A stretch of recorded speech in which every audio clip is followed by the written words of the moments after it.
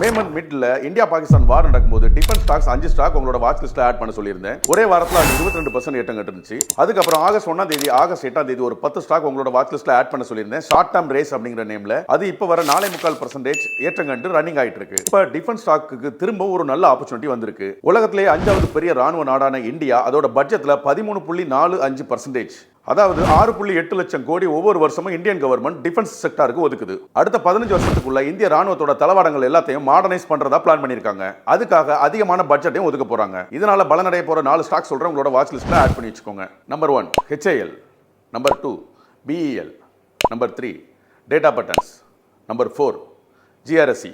BDL, Paras, Gentech, Cochin shipyard இது எல்லாமே defence stock தான். இருந்தாலும் நான் சொன்ன 4 ஸ்டாக் டெக்னிக்கலி ரொம்பவே ஸ்ட்ராங்கா இருக்கு. இது மாதிரி ஃபண்டமெண்டலி நல்ல ஸ்டாக்ல இன்வெஸ்ட் பண்ணி நல்லா சம்பாதிக்கணும் அப்படின்னு நினைச்சீங்கன்னா பயோல நம்மளோட வாட்ஸ்அப் குரூப் லிங்க் இருக்கு, ஜாயின் பண்ணிக்கோங்க.